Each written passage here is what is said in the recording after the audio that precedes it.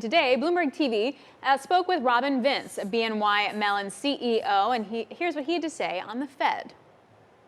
The Fed has had a lot of work to do as it's combated inflation, and those types of changes, we've had over 500 basis points of increase in Fed funds rate in a fairly short period of time. That's going to create dislocations, and I think what that shines a light on is that you really have to be, if you're a large bank, you have to be very focused on asset and liability management. You have to be good at it too, and you have to be focused on being prepared.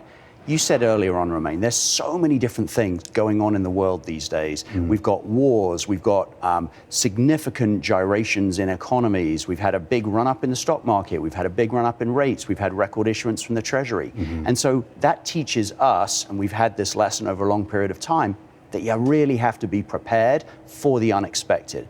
So while I hope I know what might be happening in the future, we are not in the predictions business. We're in the preparedness business. And I think that that is the lesson that I would take from all of these things that we've seen this year. What type of economy are you preparing for right now, heading into 2024? Well, inherent in the word being prepared for all the eventualities is you have to be prepared for lots of different types of the economy. I'm certainly rooting for the fact that we'll have a soft landing, and I think the Fed deserves, frankly, an A grade for all the things they've done this year and how they've managed the nuance. The Treasury as well, they've managed to issue a little bit in the shorter end of the curve. That's helped markets.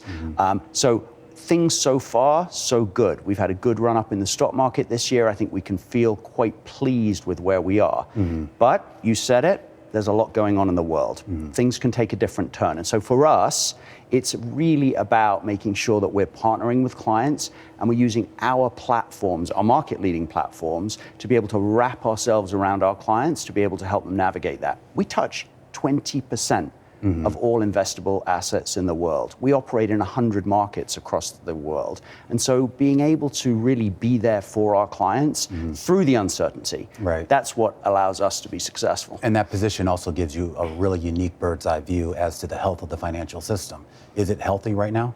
I think the U.S. economy is really performed remarkably well. When I visit with clients around the world, it is a common refrain that there are lots of uncertainties in the world, but the U.S. economy has been a place to invest.